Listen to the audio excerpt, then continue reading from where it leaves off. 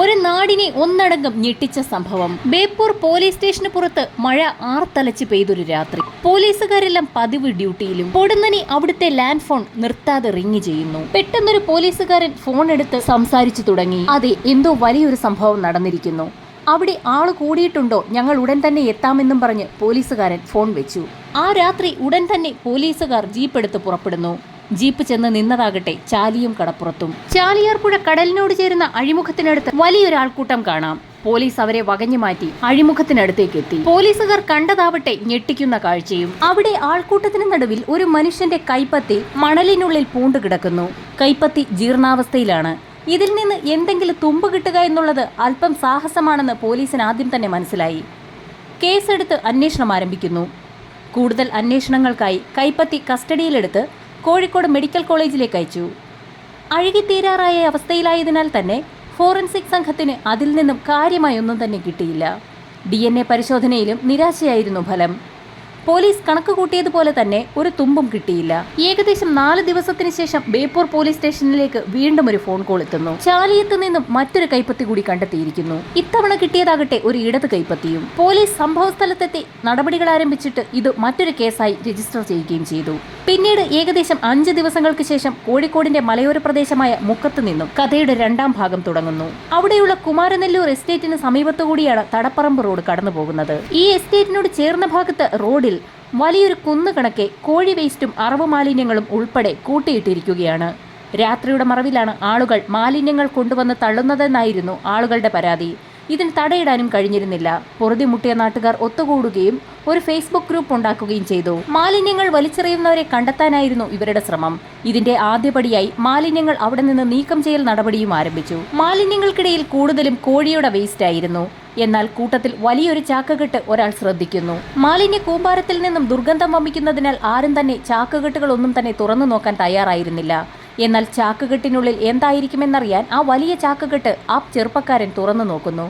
പൊടുന്നനെ അയാൾ കുതറി പിന്നിലേക്ക് തെറിച്ചു വീഴുന്നു. മറ്റുള്ളവരും ഓടിയെത്തി ചാക്കുകെട്ട് തുറന്നു നോക്കിയപ്പോൾ അക്ഷരാർത്ഥത്തിൽ ഞെട്ടിപ്പോയി. കൈയും കാലും തലയുമില്ലാത്ത ഒരു മനുഷ്യന്റെ മൃതദേഹം. പോലീസ് സ്ഥലത്തെത്തി അന്വേഷണം ആരംഭിച്ചു. ചാലിയും കടപ്പുറവും ചാലിയാർ നദി മൃതദേഹ ഭാഗങ്ങൾ ലഭിച്ച സ്ഥലങ്ങളും തമ്മിൽ വലിയ ദൂരമൊന്നുമില്ല. ഇതോടെ പോലീസ് ഉറപ്പിച്ചു ഇത് ഒരാളുടെ ശരീരഭാഗങ്ങൾ തന്നെ. തുടർന്ന് നടത്തിയ DNA പരിശോധനാ ഫലവും ഇത് ശരിവെച്ചു.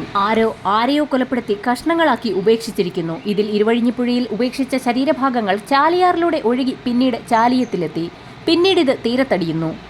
പക്ഷെ ആരെ എന്തിനു വേണ്ടി? ഇതായിരുന്നു പോലീസിന് വെല്ലുവിളിയായി ഉയർന്ന ആ 3 ചോദ്യങ്ങൾ. ഇതൊരൊറ്റ കേസാക്കി പോലീസ് അന്വേഷണം ആരംഭിക്കുന്നു. പക്ഷെ എവിടെ തുടങ്ങണം, എങ്ങനെ തുടങ്ങണമെന്ന് ഒരു ഊഹവുമില്ലായിരുന്നു.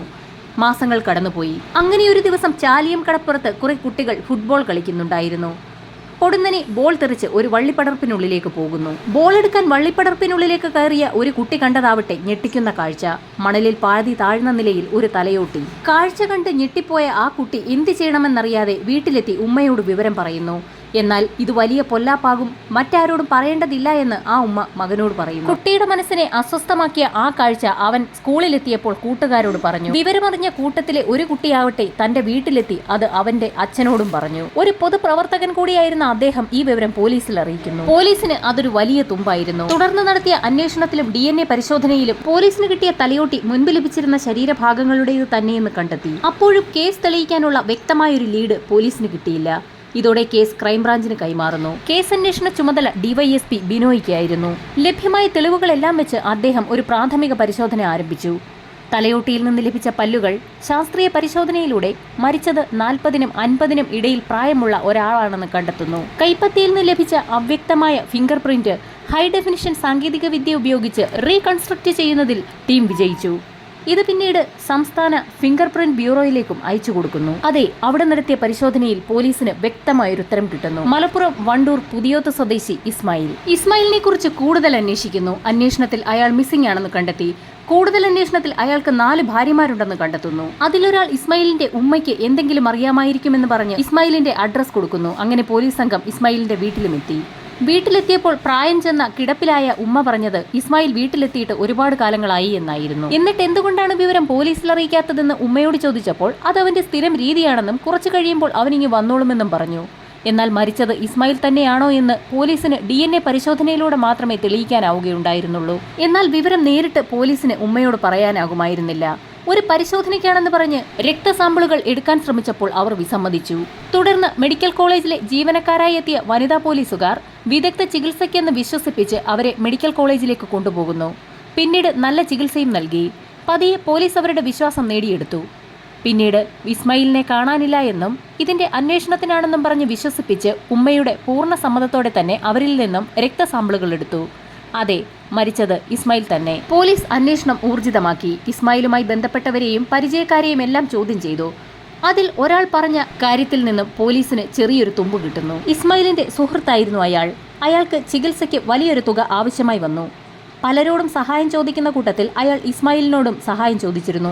എന്നാൽ ഇപ്പോൾ തന്റെ കയ്യിൽ പണമില്ല എന്നും കുറച്ച് ദിവസങ്ങൾക്ക് ശേഷം വലിയൊരു പണിയുണ്ടെന്നും അത് കഴിയുമ്പോൾ പണം ലഭിക്കുമെന്നും അപ്പോൾ തരാമെന്നും അയാൾ പറഞ്ഞു. എന്നാൽ ആ പണി എന്താണെന്ന് അറിയാനുള്ള ആകാംക്ഷ കൊണ്ട് അയാൾ ഇസ്മായിലിനോട് പണി എന്താണെന്ന് വ്യക്തമാക്കാൻ പറയുന്നു. മുൻപ് കോഴിക്കോട് മുക്കം ഭാഗത്തുള്ള നാട്ടുകാരെല്ലാം അച്ചായൻ എന്ന് വിളിക്കുന്ന ഒരു ജന്മിയുടെ കാര്യസ്ഥപ്പണിയായിരുന്നു തനിക്കെന്നും അയാളുടെ ഒരു കൊട്ടേഷൻ നടത്തിക്കൊടുത്ത വകയിൽ 2 ലക്ഷം രൂപ കിട്ടുമെന്നും അയാൾ സുഹൃത്തിനോട് പറഞ്ഞു.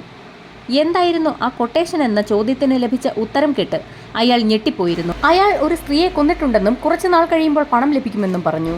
എന്നാൽ അതും പറഞ്ഞു പോയ ഇസ്മായിലിനെ താൻ പിന്നീട് കണ്ടിട്ടേയില്ല എന്നും പോലീസിനോട് പറഞ്ഞു. ഇതറിഞ്ഞ പോലീസ് മുക്കം ഭാഗത്ത് അസ്വാഭാവികമായി മരണപ്പെട്ട എല്ലാ സ്ത്രീകളുടെയും വിവരങ്ങൾ തിരക്കുന്നു. അങ്ങനെയാണ് ജയവല്ലി എന്ന 70-കാരിയുടെ ആത്മഹത്യയിലേക്ക് അന്വേഷണം എത്തുന്നത്. ജയവല്ലിയുടെ മരണത്തിൽ സംശയമുണ്ടായിരുന്നെന്ന് അയൽവാസികൾ മൊഴി നൽകി. മകനുമായി സ്വത്ത് തർക്കമുണ്ടായിരുന്നതായും വിവരം ലഭിച്ചു. എന്നാൽ 2 വർഷം മുൻപ് മകൻ വീട് സ്ഥലവും വിറ്റ് അവിടം വിട്ടിരുന്നു. ജയവല്ലിയുടെ മകൻ ബിർജുവും ഇസ്മായിലും തമ്മിൽ സാമ്പത്തിക ഇടപാടുകൾ ഉണ്ടെന്നുകൂടി മനസ്സിലായതോടെ അന്വേഷണം ബിർജുവിന് പിന്നാലെയായി. വസ്തുവിൽപ്പന നടത്തിയ രേഖയിൽ നിന്ന് ലഭിച്ച ബിർജുവിന്റെ ചിത്രം ഉപയോഗിച്ചായിരുന്നു അന്വേഷണം. വയനാട് തമിഴ്നാട് അതിർത്തിയിലുള്ള മലയാളികൾ വഴിയായിരുന്നു അന്വേഷണം ഊർജിതമാക്കിയത്. പോലീസ് ബിർജുവിന്റെ പടം ഇവർക്ക് അയച്ചു നൽകുകയായിരുന്നു. ഒടുവിൽ ക്രൈംബ്രാഞ്ചിന്റെ കൈവശമുള്ള ചിത്രവുമായി സാദൃശ്യമുള്ള ഒരാൾ 2 വർഷമായി നീലഗിരിയിൽ താമസിക്കുന്നുണ്ടെന്നും ഇയാളുടെ പേര് ജോർജ് കുട്ടി എന്നാണെന്നുമുള്ള വിവരം പോലീസിന് ലഭിച്ചു. ജോർജ് കുട്ടി ബിർജുവാണെന്ന് മനസ്സിലാക്കിയ ക്രൈംബ്രാഞ്ച് നീലഗിരിയിൽ വെച്ച് സാഹസികമായി അദ്ദേഹത്തെ പിടികൂടി മുക്കത്തെത്തിച്ച് അറസ്റ്റ് രേഖപ്പെടുത്തുകയായിരുന്നു. വിശദമായ ചോദ്യം ചെയ്യലിൽ ജോർജ് കുട്ടിയായി മാറിയ ബിർജുവിന്റെ നാവിൽ നിന്നും വലിയ 2 കൊലപാതകങ്ങളുടെ ചുരുളാണ് അഴിഞ്ഞു വീണത്. ബിസിനസ് എല്ലാം പൊട്ടി ജയവല്ലിയുടെ വീട്ടിൽ താമസമാക്കിയതോടെ ബിർജു ആകെ അസ്വസ്ഥനായിരുന്നു. പലതവണ ജയവല്ലിയോട് പണം ചോദിച്ചെങ്കിലും അവർ കൊടുത്തില്ല. ഒടുവിൽ മറ്റൊരാൾക്കെന്ന വ്യാജേന ഇസ്മായിലിനെ ഉപയോഗിച്ച് ബിർജു ജയവല്ലിയിൽ നിന്നും പണം വാങ്ങുന്നു. ഇത് തിരിച്ചു കൊടുക്കാതായതോടെ പിന്നീട് ജയവല്ലി തിരിച്ചറിയുന്നു ഇസ്മായിൽ പണം വാങ്ങിയത് ബിർജുവിന് വേണ്ടിയാണെന്ന്. ഇത് പിന്നീട് വലിയ വഴക്കാകുന്നു. സ്ഥലം വിറ്റ് പൈസ തരണമെന്ന് പറഞ്ഞപ്പോൾ അതും ജയവല്ലി നിഷേധിച്ചു. ഒടുവിൽ ആ കുടുംബത്തോട് അവിടെ നിന്ന് ഇറങ്ങിപ്പോകാൻ ജയവല്ലി ആവശ്യപ്പെട്ടു. അങ്ങനെയാണ് ഇസ്മായിലിനെ ഒപ്പം കൂട്ടി ബിർജു ജയവല്ലിയെ കൊലപ്പെടുത്തുന്നത്. ബിർജുവിന്റെ ഭാര്യയും മക്കളും നാട്ടിൽ പോയ ദിവസം കട്ടിലിൽ ഉറങ്ങിക്കിടന്നിരുന്ന ജയവല്ലിയെ ഇസ്മായിലും ബിർജുവും ചേർത്ത് ശ്വാസം മുട്ടിച്ച് ബോധം കെടുത്തി. പിന്നീട് സാരിയിൽ കെട്ടിത്തൂക്കി. കൃത്യത്തിന് ശേഷം 2 ലക്ഷം രൂപ പ്രതിഫലമായി നൽകാമെന്നായിരുന്നു ബിർജു ഇസ്മായിലിനോട് പറഞ്ഞിരുന്നത്. അയാൾ തന്റെ പണം ആവശ്യപ്പെട്ടു. തന്റെ വീടും സ്ഥലവും വിറ്റ ശേഷം പണം നൽകാമെന്ന് ബിർജു സമ്മതിക്കുന്നു. ബിർജുവിന്റെ വീട് സ്ഥലവും വിൽപ്പനയായി. അഡ്വാൻസായി 10 ലക്ഷം രൂപയും ലഭിച്ചു. ഇതറിഞ്ഞ ബിർജുവിനെ കാണാനെത്തിയ ഇസ്മായിലിനോട് പണം കിട്ടിയെന്നും പറഞ്ഞ തുക നൽകാമെന്നും വൈകിട്ട് വീട്ടിലേക്ക് വരാനും പറഞ്ഞു. ഭാര്യയും മക്കളെയും ഭാര്യ വീട്ടിലേക്ക് പറഞ്ഞുവിട്ട ശേഷം ഇസ്മായിലിനെ വിളിച്ചു വരുത്തുന്നു. തന്റെ ഈ സന്തോഷത്തിന് മദ്യം വാങ്ങണമെന്നും അപ്പോഴേക്കും താൻ ഭക്ഷണം ഉണ്ടാക്കാമെന്നും ബിർജു പറയുന്നു. ഭക്ഷണം കഴിക്കുന്നതിനിടയിൽ അമിത അളവിൽ മദ്യം നൽകി ബോധരഹിതനാക്കി കിടത്തിയ ശേഷം ബിർജു ഇസ്മായിലിന്റെ കയർ മുറുക്കി കൊലപ്പെടുത്തുകയായിരുന്നു. മൃതദേഹം രാത്രി വീട്ടിൽ സൂക്ഷിച്ചു. പിന്നീട് സർജിക്കൽ ബ്ലേഡ് ഉപയോഗിച്ച് മൃതദേഹം പല കഷ്ണങ്ങളാക്കി വിവിധ ചാക്കുകളിലാക്കി. 3ഓളം ചാക്കുകൾ അഗസ്ത്യാർമൊഴി പാലത്തിലെത്തി പുഴയിലേക്കായിരുന്നു വലിച്ചെറിഞ്ഞത്. തുടർന്ന് എത്രയും പെട്ടെന്ന് സ്ഥലവും വീടും വിറ്റ് നാട്ടിൽ നിന്ന് മുങ്ങുകയും ചെയ്തു. ജോർജ് കുട്ടിയായി മുങ്ങിയ ബിർജുവിനെയാണ് ഒടുവിൽ പോലീസ് വലയിലാക്കിയത്. അങ്ങനെ വലിയൊരു ഇരട്ട കൊലപാതകമാണ് കേരള പോലീസിന്റെ അന്വേഷണ മികവിൽ തെളിഞ്ഞത്. ഈ കേസിലെ അന്വേഷണ മികവിന് ക്രൈംബ്രാഞ്ച് സംഘത്തിന് സംസ്ഥാന മേധാവിയുടെ പുരസ്കാരമായ ബാഡ്ജ് ഓഫ് ഓണർ നൽകുകയും ചെയ്തു.